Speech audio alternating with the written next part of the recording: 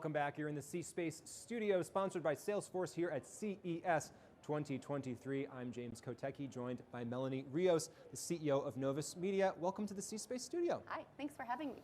So NOVUS, when you're introducing yourself to someone here at CES, how do you explain who you are and what you do? Well, we say that we are an independent media agency that specializes in planning and buying local media. And one of the things that we've noticed while we've been here at CES and even prior to coming is that there have been a lot of advancements in technology and the way that data is harnessed and the way that we can do precision targeting. But the one thing that stands out to us as an agency is that the importance of geography continues to be overlooked.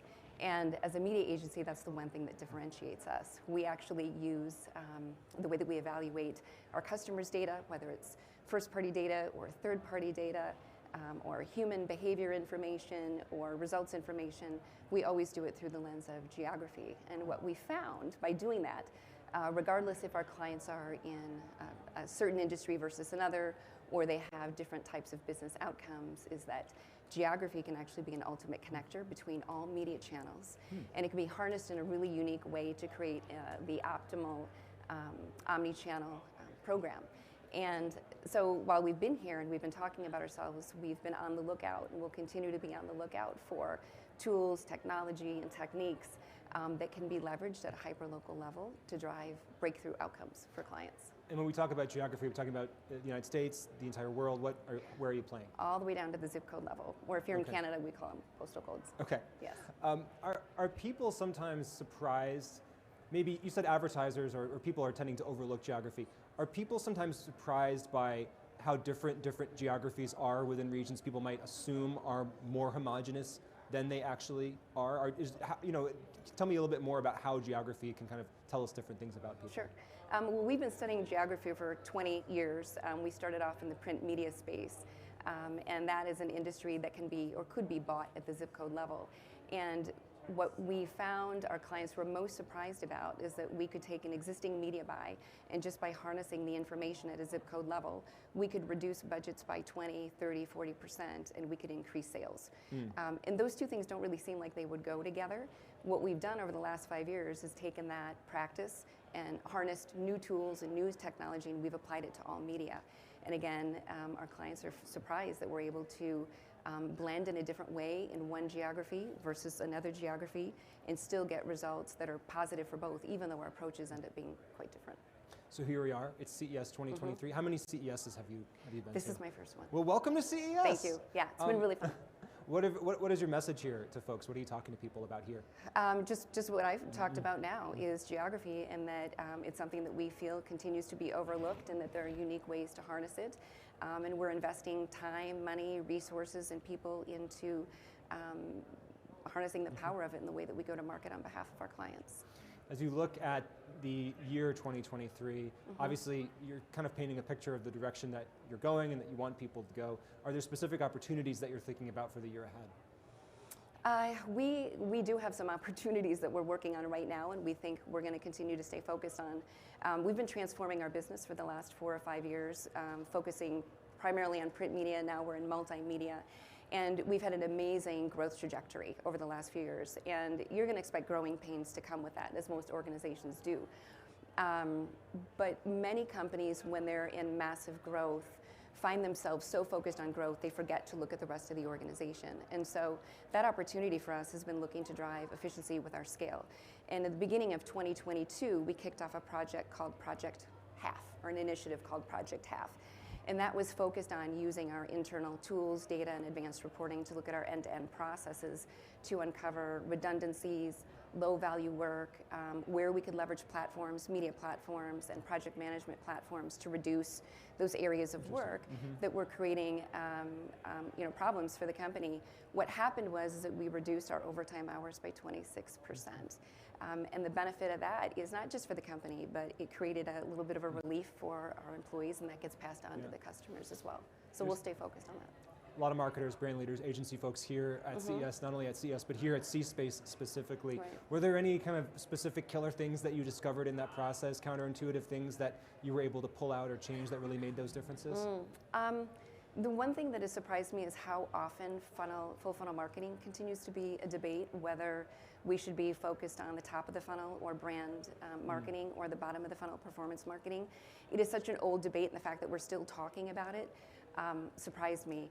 And one of the things that dawned on us is that when the pandemic hit, most of our clients went straight to performance marketing because sales was king, right? If you weren't generating sales during the pandemic, you might not have a business when you came out of the pandemic. Yeah. Now, fast forward, looking back at the last year, many of our clients, as we know, other marketers are seeing a deterioration in their brand awareness metrics because they went from one guardrail all the way to the other one. And no one, again, this is a surprise being here, no one has really figured out the solution to find the right balance between the two. Internally, we've been working on developing and optimizing software that would allow us to use industry awareness metrics, blend them with response curves, and be able to help our clients navigate that debate as well as ourselves. So that's an interesting trend. Are there other trends that you're thinking about or looking at or talking to clients about? I don't know that we're talking about this trend specifically with clients today, but I think it will be an active and ongoing conversation over the next few years, and that's around artificial intelligence. Yes. That to me is fascinating, and even more so generative AI, where you've got technology that's generating new content. And specifically ChatGPT, which came out, I think, back in November, and they amassed over 1 million users in the first week, I think speaks to how incredibly powerful it is and how it can be harnessed within your organization and within your clients' organizations. And as we talk to clients about keeping costs down and driving efficiencies, for them, that's going to have to be part of the conversation. I don't think AI is going to necessarily change our jobs, but it's going to change the way that we work, and we can pass that value on to clients we support. Is it fair to say that if you're targeting by different geographies, you could have something like a ChatGPT, right? Yes. Different things for different people in different geographies. Yeah. What are we talking about if we are meeting here in 2028? That would be 5 years from now. Yeah. CES 2020, first of all, that seems like the distant future. I think we'll just pause at that. And thinking 5 years ahead, thinking just a couple years ahead is challenging, right? Yeah. But if we're thinking 5 years ahead, which as a leader you have to do on some level, what are you thinking about? Wow, I think when we come back here in 5 years, the amount of time that we'll spend talking about AI and machine learning is going to be explosive. We just talked about it as one example. I also think the Internet of Things and connected devices, the advancements in that will be a common topic, as well as augmented reality and virtual reality. I was blown away by some of the things that I saw on the floor yesterday, and how is that going to show up in the way that we work, we play, we advertise, and so forth. But more importantly are I think the ethics and just the implications that it's going to have on us as a society as all of these things continue to advance. It's interesting, and it gets a bit maybe philosophical, but when you're talking about VR and AR, and if people spend more and more of their times in those virtual environments, maybe it changes the way, it may not change the place that they physically live, but it may change the way that they perceive their lives to an extent that they may not feel as connected to their local areas, which may then play back into what it means for you to be locally targeting something. Yes.